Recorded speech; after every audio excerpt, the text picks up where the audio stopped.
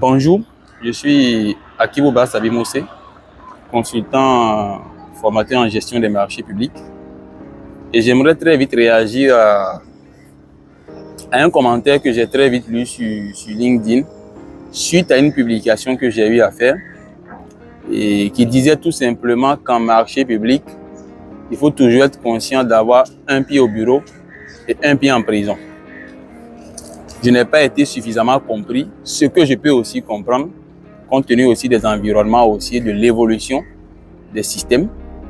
Mais ce que je veux tenir à rappeler à tout un chacun, et même poser une question à la limite, c'est est-ce que vous connaissez ce qu'on appelle l'homicide involontaire?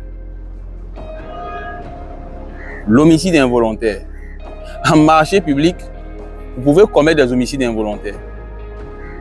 Et ce n'est pas parce que tu n'as pas voulu tuer quelqu'un, tu n'as pas voulu peut-être cogner quelqu'un mortellement en circulation, qu'on ne va pas te sanctionner. Ce n'est pas parce que je n'ai pas eu l'intention de faire quelque chose que si la chose arrive, on ne va pas me sanctionner. Il faut qu'on soit clair. Ta bonne foi n'est pas suffisante en marché public. Ta bonne foi n'est pas suffisante en marché public. C'est ce que j'essaie d'expliquer. Il faut toujours avoir conscience que, il ne faut pas sous-estimer la puissance de vos environnements, les environnements dans lesquels vous êtes en marché public. Un collaborateur peut très vite vous entraîner, très vite, dans un dispositif de risque d'intégrité sans que vous ne le sachiez. Il y a plein de personnes qui sont aujourd'hui en prison pour juste un document qu'ils ont signé, pour un document qu'ils ont co-signé. Pour avoir pris part à une commission d'évaluation, ils ont signé.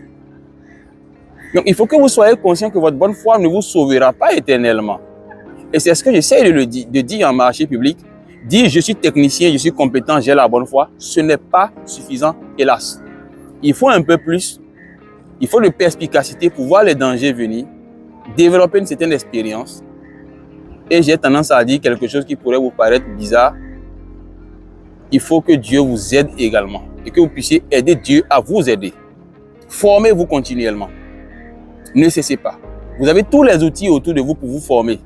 Parce que c'est parfois idiot que vous vous retrouvez dans la même cellule et que vous soyez, on vous a reproché le fait que vous ayez fait une faute opérationnelle qui a conduit à un risque d'intégrité, certes, mais vous vous retrouvez dans la même cellule que quelqu'un qui, lui, de façon délibérée, a détourné 2 milliards.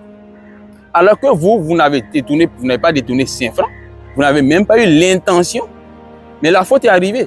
Et ça a créé un dégât dans le système de passation des marchés. C'est ce qu'on vous reproche parce que, n'oubliez pas, vous pouvez ne pas être responsable, mais coupable. Tout comme vous pouvez ne pas être coupable aussi, mais être responsable de quelque chose. Et c'est ce qu'il faut retenir en tant que spécialiste dans le domaine des marchés publics en particulier et de la commande publique en général. Merci beaucoup.